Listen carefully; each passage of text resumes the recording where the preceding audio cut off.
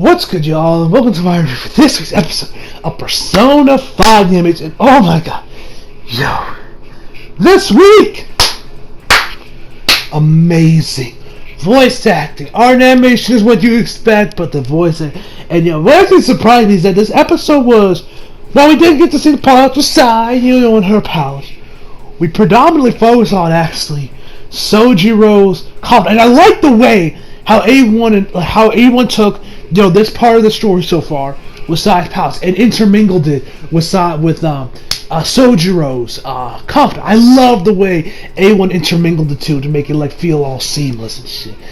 You gotta give A1 props. They've done a great job integrating the confidences with the main story when they did, like the episode we had where with Morgana actually ended up leaving the fantasies to do. It's oh, I'm gonna do this all by myself. I love the way how they intermingled that one part of Ann's confidant in there, just to A1. They've just been doing such a great job with the story of the anime that I also think that the anime has done a better job telling the game's story than the game did, in my opinion, just from the way they've intermingled the confidences with the main story, the way they portrayed the confidant. Oh yes, I'll admit they have use case they didn't do too great with. They kind of skipped up all the good parts that happen in there, but I just love the details they've added with some certain characters. I love how they intermingle the confidences in there with the main story.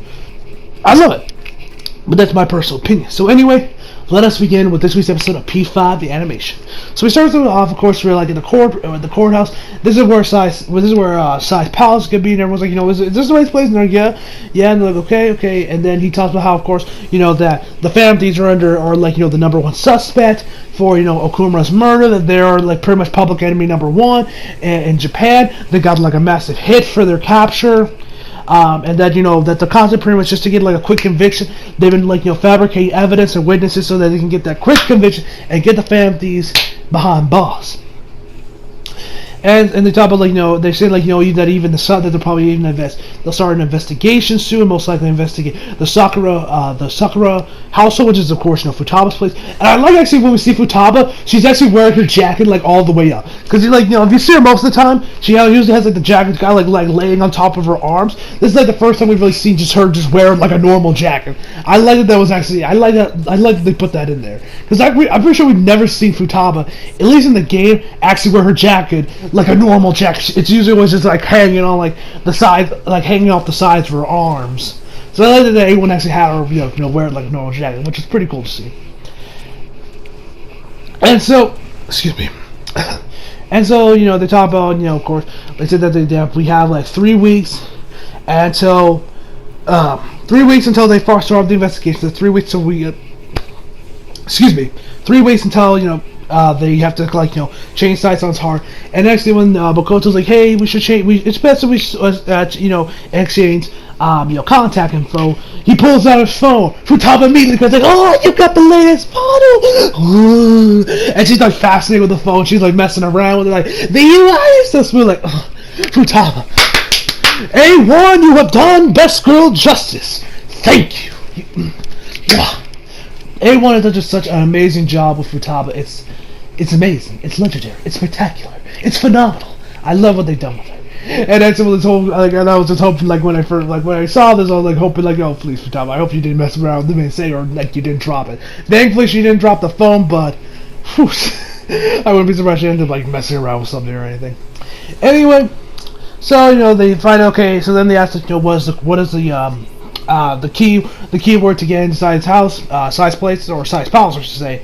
Kira says it is casino, where they go over to the casino. And they talk about how, and which of course is casino, and she talks about how this is I forget the exact wording as Makoto said it, but apparently this is a game that she always has to win, kind of all versus one, it's like a strategy game, kind of like gambling is, where you got it's you versus the house. It's kind of her versus I guess the police force for her success and all that stuff.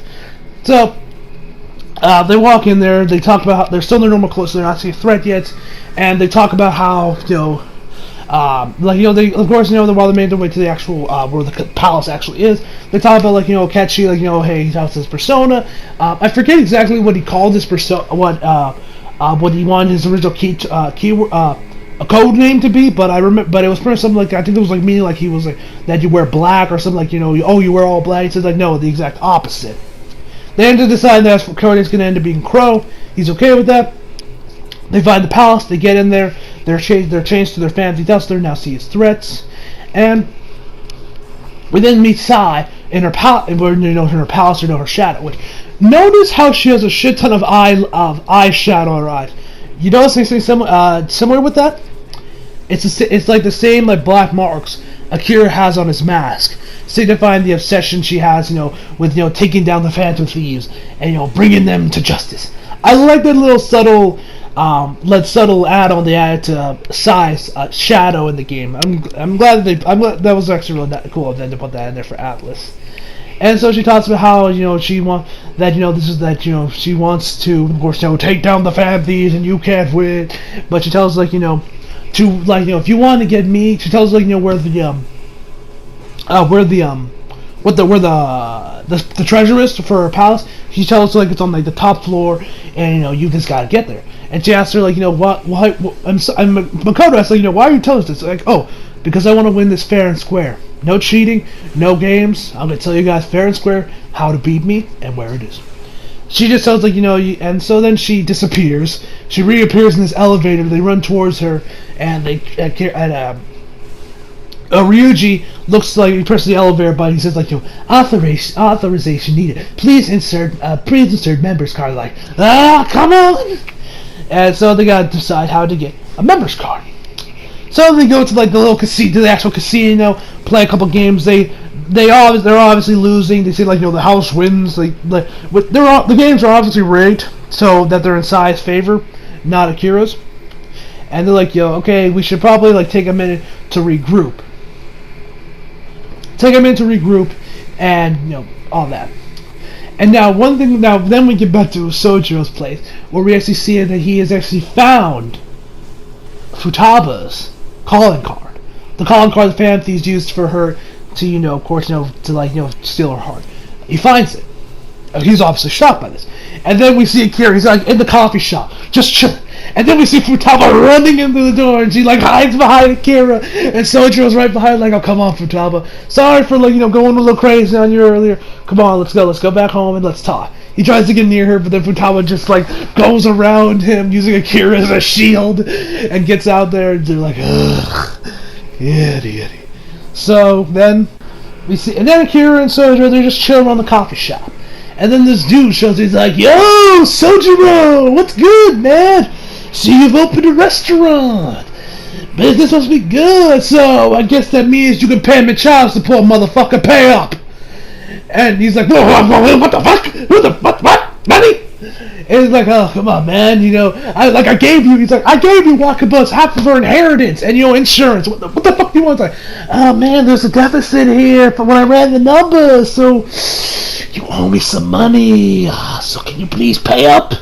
It's and then the dude goes you know what? I heard Futaba's a shut-in. I heard she isn't going to school. It'd be ashamed if anyone found out. Along with you also, housing delinquent over there. There's a history of violence, right? I don't say this is a good, environment for her. Wouldn't you agree? That isn't really good parenting if I say so myself. And he eventually leaves after when Sojiro tells him to go fuck himself, go fuck off. He says oh no, man, I just want what's best for Futaba. You want her to use her as a barter chip just to get some dough out of me? Really? And he's oh, but you shouldn't make assumptions like that. I mean, who would hold up in court? A blood relative or a legal guardian? We can always find out. So then the fucker takes his leave. We find, of course, he tells Akira tells the rest of the crew what's going on about finding excuse me, about the calling card and what happened with Futaba. Well, they don't really delve into stuff what happened with Futaba, her uncle. They just talk about the calling card. They ask her, oh shit, what are we gonna do? Are we screwed? And no. And it's hey, how's Futaba? She says she's doing okay. Ryuji's she says she's okay, but I'm still worried about her. So, so then, we see Futaba, she's just sitting in her room. Sojiro knocks on the door, and I gotta say, Sojiro, one of the best anime dads of all time. One of the best video game dads of all time. And that says it, because for anime, the dads are never usually around, or they're assholes. For most of the time. They're like either dead, like really, like have you ever seen like I can't think of any like decent father figures. I mean, we've either seen them dead, not around, doing their own thing, just leaving their son to do whatever with their mom, or they're just an asshole like we saw with an FMA. Big brother. Fuck that. Damn you, Tucker. I hate that fuck. Anyway, we get back and he like knocks the door and says like, hey Futaba, I brought you dinner, I'll leave it right here, be sure to eat it, before, if you don't, it's bad for your health and all that. And so Sojiro explains to Akira everything. He tells him everything about the curry and everything. He tells him that this is actually Futaba's mother's recipe.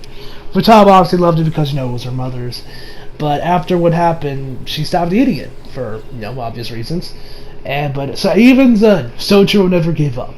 He still kept making it day after day, hoping that one day she would come out, eat it, and say it's good. Like right here, like as we saw before, Sojiro was kind of being a little bit of an asshole to us, but then throughout the game, he like slowly started to warm up to us as the game went on. But if you play through his confidant, I swear to God, Sojiro isn't one of your favorite characters in P5 by the end of his confidant. What is wrong with you? Sojiro, he's amazing. He's such an amazing person and such a great dad. He's doing so much for Futaba. He's not like, he didn't give up on her. He's still, he was right there. He was ride or die with Futaba. He never gave up on her. He was just still there, hoping that one day she would finally get out of her room and all that stuff. So Akira then thanks him about because you guys, Futaba finally got her room. They're thankful for that. And so then the fucker comes back, and before we see him actually make his return, he actually explains to us who that asshole we saw earlier was. It was Futaba's uncle, and we end up finding out when she was living with her uncle. She was pretty much treated like Kaio was in Erase, for you people that saw Erase. Now, you could probably make the argument that it wasn't as bad as Kaio was, because she wasn't getting physically abused or getting waterboarded like Kaio was. Like, remember back in Erase when her mom would just shove Kaio's head in the sink full of ice water just to get the bruising down, and she was just constantly throwing, she was essentially just trying to drown her almost, just dude, we gotta get that swelling down. She's just it was nowhere near as bad as that, but still no way was it good, and no way should you ever treat your kid, whether it's your actual kid or just a family member. So we found out this motherfucker, what he did to Best Girl Futaba, is that this motherfucker made Best Girl sleep on the floor and wouldn't even let her bathe. I repeat, this motherfucker made her sleep on the fucking floor and wouldn't let her bathe. I repeat, he wouldn't let her bathe. Yes, this motherfucker wouldn't let Futaba take a motherfucking shower. Are you fucking kidding me? Really? Really? This motherfucker deserves his balls chopped off. This motherfucker does not deserve to keep them. You guys don't. I love Futaba, but just hearing him like, you motherfucker, you motherfucker, you motherfucker. So yeah, as we learned, the dude's a bit of an asshole. And yeah, so Akechi texts Akira. He's like, "Hey man, Futaba wasn't acting like herself at the palace. Is everything okay?" And he's like, "I need to change some minars. Don't ask why." Okay. We then get over to the subway station, where then Akechi pretty much just tells Akira his life story, because he relates to Futaba and her plight and what's going on with her uncle and everything. Where apparently Akechi's mom got into it with a low-life man, and he discarded her. He was like, nah, got rid of her. Swiftly got rid of her. After when she learned, she was like, nah, bitch, That ain't my kid. Nah, that ain't my kid. And he just like, yo, I left her. He left her. Left her to. He didn't like, help her out, pay her, nothing. He just left her after he found out she was pregnant. Obviously, a one night stand gone wrong, if I have to say so myself. Anyway, and it was because of this, the despair of this huge loss and everything, and it would lead to Akechi's mom's death. And yeah, that's the end of his life story. And Akechi actually tells him, like, don't spread this around. I'd say you'll probably. I'll tell you this, guys, much. I think you'll find the reason why he doesn't want this spread around. It'll get explained later. I'll tell you that much, guys. I'll tell you that much for anime always. Anyway, we see, and so then we get back to Akira. He leaves the subway station. He walks in there, goes to this alley, and then he notices that Futaba's uncle is actually getting jumped. He actually got jumped by these three guys. If I had to guess, these are gangsters. Now, I'm pretty sure this was actually added exclusively to the anime, because I don't believe this was actually in the game, if I remember correctly. I could be wrong on that, and this was in the game, so my memory could just be wrong, but I'm pretty sure this wasn't in the game. This was exclusively added to the anime, and he's like, get the fuck up. And like, these guys pick him up. He's like, I got this, I got it. And then we get back to LeBlanc. It looks like Akira's about to tell him, like, I'm what he saw with, him getting jumped. If I say this, for me personally, I say the fucking deserve. I'm like, good riddance, the fucker got jumped. So he then walks. So he then walks inside. He's like, yo, Sojiro, you made up your decision. You gonna pay up, or am I taking Futaba? He's like, I refuse both options. He's like, come on, man, I ain't playing. If you're not gonna pay up, then I'll just take Futaba right now. He's like, how dare you do that? Like, he's like, okay, then, man, just pay up, then pay up. And if he talks about how, we can always find out in court, I'm assured to win, yada yada yada. Which actually, I forgot to mention, Sojiro, like, when he first told Akira about Futaba's uncle and everything, he actually said that blood is thicker than water, right? I wonder what is best for Futaba. Now, I could be reading this wrong, but is Sojiro maybe thinking that maybe Futaba being with her uncle, since he is a blood relative, is maybe what's best for Futaba? I could be reading this wrong, but it almost seemed like that was what Sojiro was alluding to. I'm hopefully wrong, and Sojiro doesn't think like, oh yeah, maybe he's right being with that asshole, which is any sane person would know that no child should have to sit through that, being like treated like shit. So then Akechi shows up. He's like, good time, am I right? Until he pulls out these case files, he's like, I did a little bit of investigating on you. You were a considerable amount of death. To add on that, it seems like you lost most of the inheritance you got from Wakaba's insurance and from the child support funds were lost in bad investments and ill-advised investments as added to that. So, do you really think I'd say you're the one that's in a load of trouble in the court, dude? Not Sojiro. He's like, it's just my niece. I can do whatever I want with her. He's like, oh, is that what you feel, motherfucker? Well, then you can please go fuck yourself, because I ain't paying you fucking shit, motherfucker. So please, get the fuck out of my store and get the fuck out of my life. I'm obviously paraphrasing there, but you guys know I love swearing, so I just had to do it. I had to do that. Anyway, and so then he gets he's like, oh, you guys can't do it. He walks up to Sojiro and Akira. Akira gets in front of Sojiro, kind of backs him up a little bit, and then the dude falls on his ass. He's like, oh, it hurts. I'm like, motherfucker, you fell on your ass. It doesn't hurt that much. Like, roll some fucking balls, motherfucker. Now he's probably acting in he's actually in more pain, because I'm sure all of us have fell on our ass. It might hurt for in the first 5 seconds, but even then you kind of get over it relatively quickly. He's like, this is like, the delinquent pushed me, I'll sue the soul, I'll sue. I'm like, I'm sorry, how is this assault? He pushed you. And let's just go with your story. That Akira pushed you. How the fuck is that assault? Now if Akira punched you, you fell to the floor and Akira kept wailing on you for a good couple extra hits, then I can see the assault charge. But a simple push, a simple shove, assault. Now guys, I'll admit, I'm no expert on Japanese law or anything, so maybe in Japan, a simple push does count as assault. But now, great, I don't even know if that even counts here in America. But for me personally, what I qualify as assault is when you like beat someone's ass. Like, you beat them with like a crowbar or something, or you like beat the living shit with just your fist, like, like you punch them and you just keep wailing on them. That I would say is assault, not a simple push. Even then, you just fell on your ass. Like, come on, grow some balls. If like, but he's probably, like I said, he's probably just act over it and be like, oh, man, that hurts. That really fucking hurts.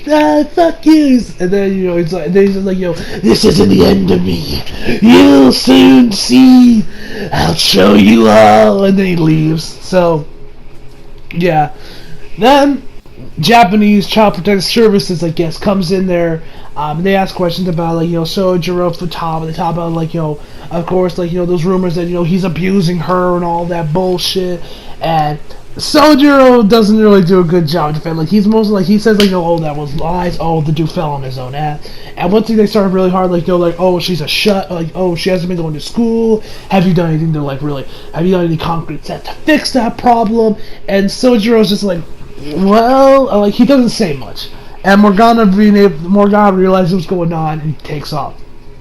Akira tries to help him out, being like, he made curry. And he's like, curry? And like, just looking at him like curry? And he's like, you idiot.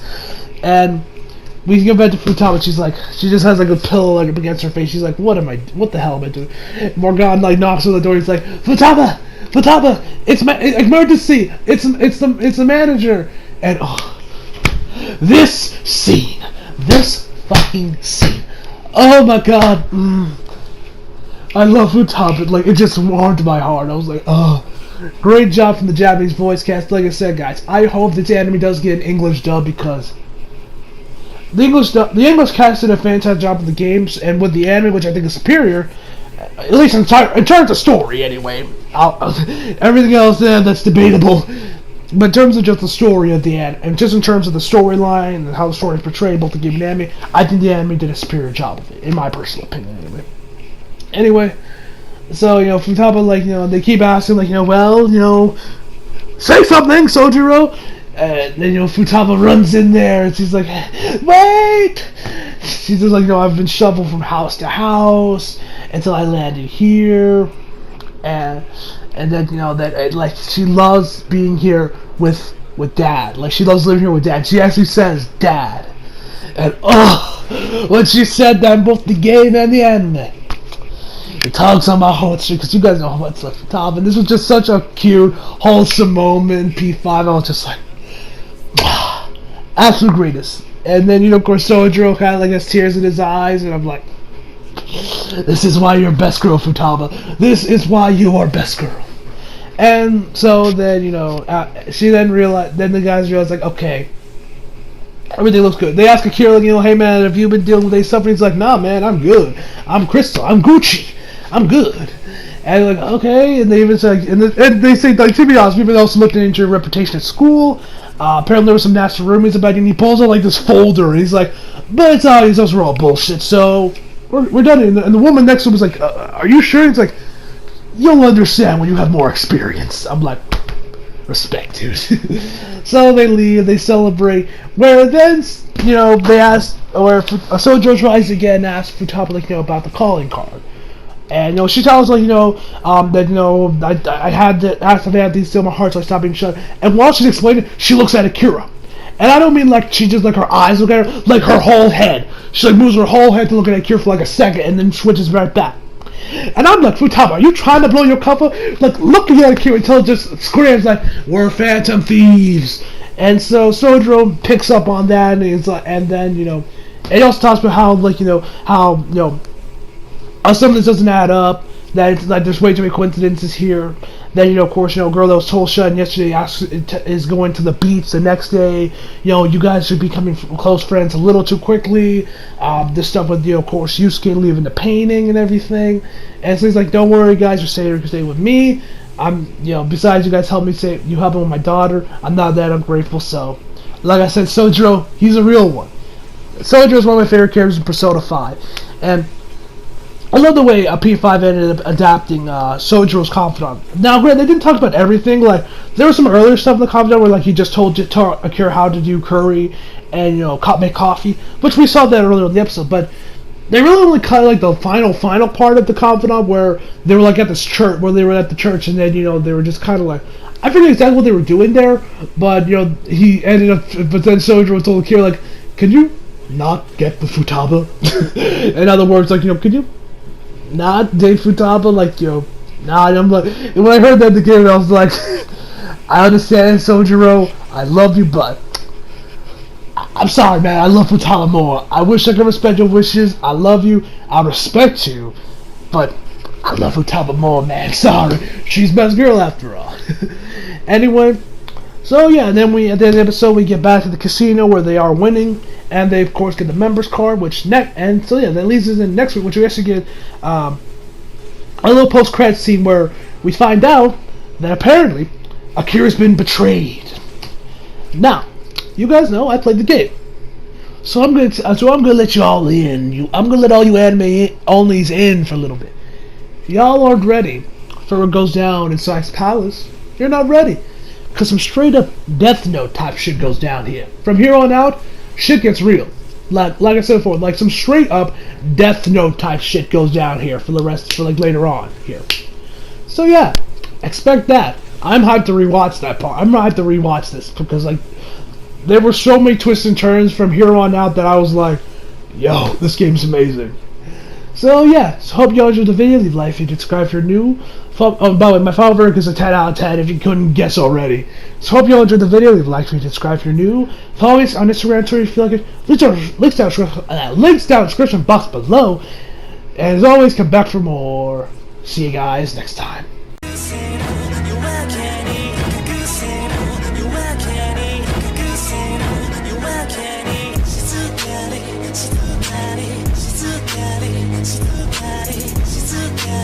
She's too bad.